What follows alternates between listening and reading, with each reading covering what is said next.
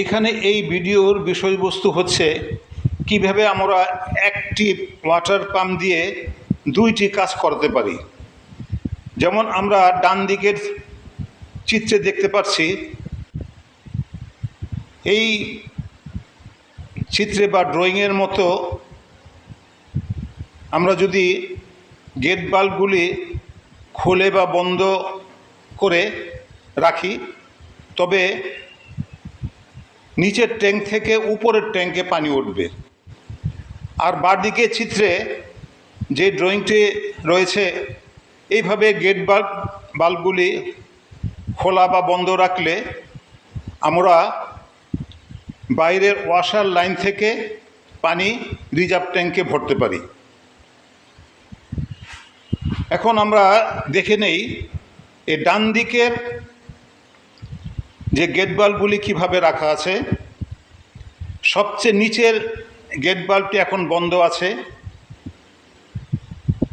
এবং এটার উপরের গেট বাল্বটি খোলা আছে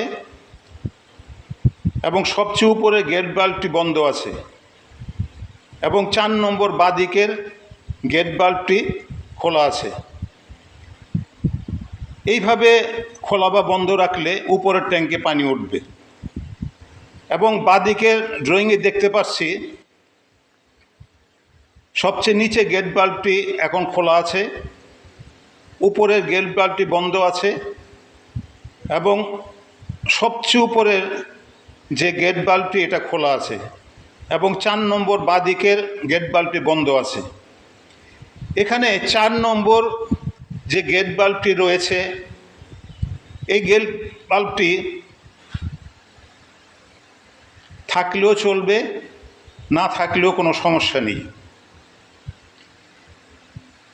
এখানে একটি বিষয়, যখন বাঁদিকের সিস্টেমে কাজ করবে, অর্থাৎ ওয়াশার থেকে পানি টেনে রিজার্ভ ট্যাঙ্কিতে ভরবে, তখন এই বোর্ডের উপরে যে জোড়া সুইচটি রয়েছে 18 এবং 19 নম্বর যে জোড়া সুইচটি, এটা নিচের দিকে চেপে রাখতে হবে। নিচের দিকে চাপলে যে একটি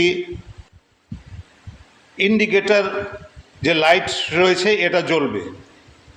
এটা জ্বললে বুঝতে হবে এখন কোনো অটো কাজ করছে না, এটা ডাইরেক্ট কাজ করছে।